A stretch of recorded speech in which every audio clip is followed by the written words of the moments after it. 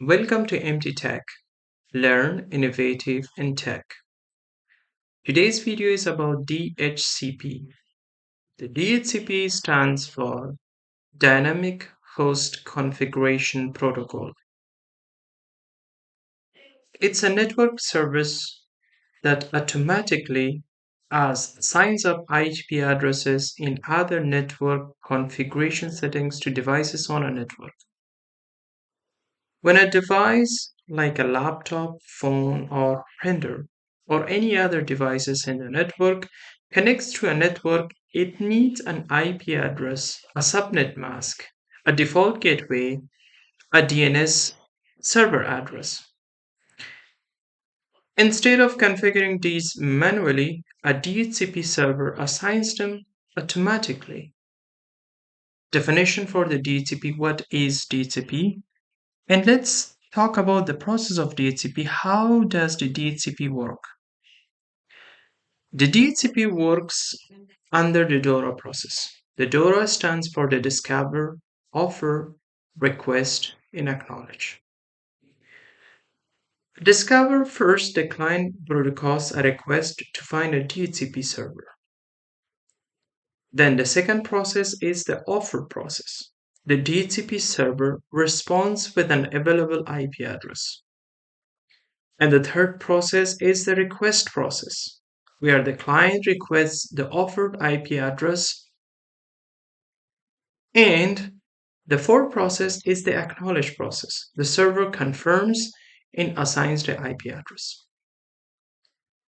So, key features for this process is automatic IP assignment, prevents IP conflicts, saves administrative time, and supports IP address leasing. So here I have a picture on the next slide. So in this slide, I would like to explain you the DHCP DORA process. First, the client machine broadcasts a request to find the DHCP server in order to have an IP address. The DHCP server offers an available IP address to the client. The client machine sends back a request to the DHCP server and it accepts the IP address. When the IP is accepted by the client, the DHCP server acknowledges the acceptance and confirms and assigns an IP address to the client machine. This is the process of the DHCP DORA process. So here's a question for you guys. Should the DHCP server be installed and configured in domain controller in real world? Well, it depends on the network size and design. In real world environment, the DHCP can run on a domain controller. But in a larger security-focused environments, it's often separated, such as we have on the next slide. A small network. In a small businesses, the Windows Server domain controller, the DNS, and the DHCP are often installed on the same server. But here it has a risk as well. If the DC or domain controller fails, then the DHCP and authentication both stop. For small companies which have 10 to 50 users, this is very common and acceptable. But if we have medium to large enterprises, then the best practice in larger environment, DHCP is usually installed on a separate member servers, or a DHCP failover will be configured or provided by network devices. Example, we have the routers and firewalls where we can configure our DHCP. If we consider the security, domain controllers are critical infrastructure in a network environment. Reducing additional roles reduces attack surface.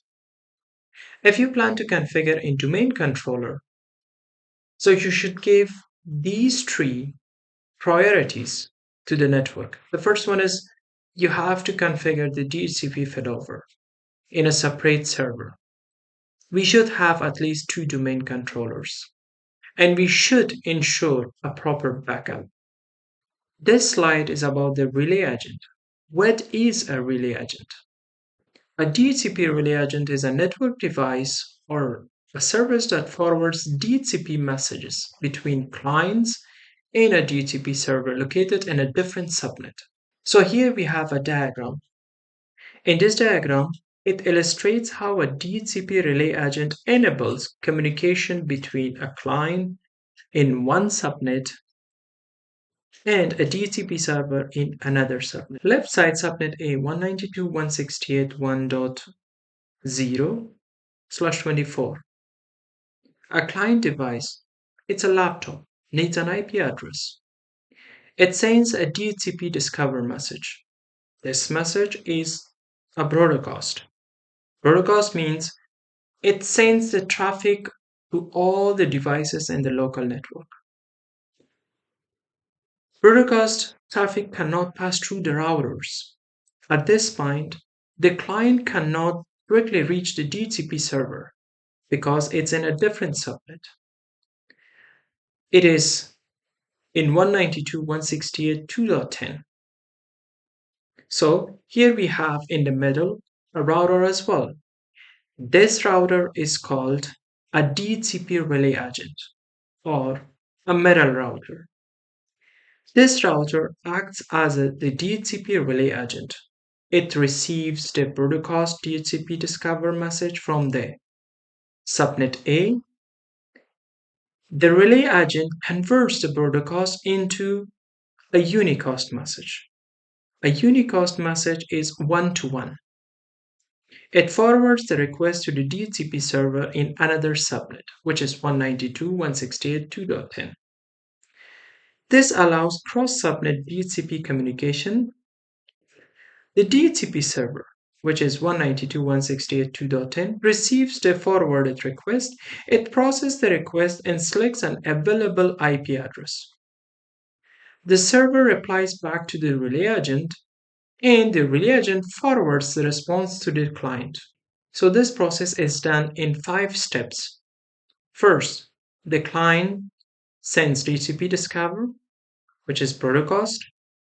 The router receives the broadcast, which is a middle router. It's called DHCP relay agent router. Then this router forwards request as unicast to DHCP server, which is on the right side. In the IP address for the DHCP is 192.168.2.10. And the server responds via the relay agent, and the client receives IP configuration. So at this point, you will consider, why do we need a middle router?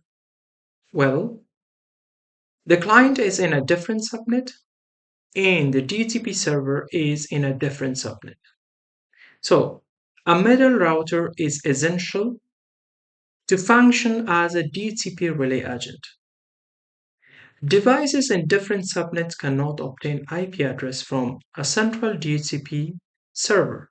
With a DHCP relay agent, a single DHCP server can serve multiple networks. So it's all about the DHCP server. And now the next step is how to configure the DHCP server